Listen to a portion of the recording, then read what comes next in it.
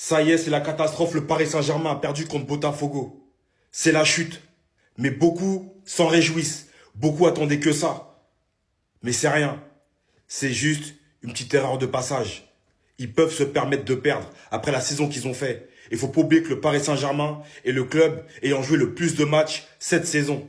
C'est des humains, c'est pas des robots. Ils accumulent de la fatigue après une grosse saison. Mais en tout cas, quelle fierté d'être parisien aujourd'hui.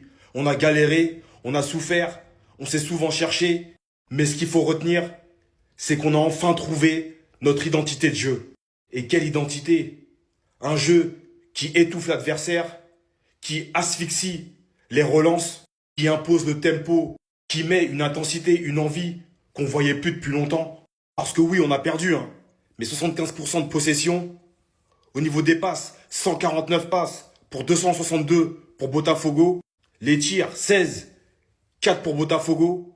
Et en plus de tout ça, hein, le Paris Saint-Germain est beau à voir jouer.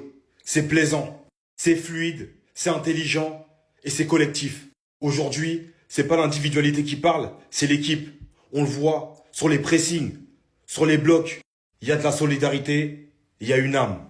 Et ça, on le doit à Luis Enrique, hein, qui a transformé notre équipe. Il a redonné de la confiance, structuré le jeu et formé un sacré groupe.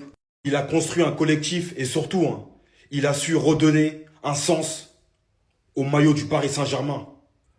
Donc merci à Luis Enrique et merci au Paris Saint-Germain. On a enfin trouvé notre style de jeu, notre identité et c'est ce qui compte. Maintenant, il y a Seattle à aller battre pour se qualifier pour les huitièmes de finale. Incroyable Parisien, la vérité. Bah, c'est le terrain.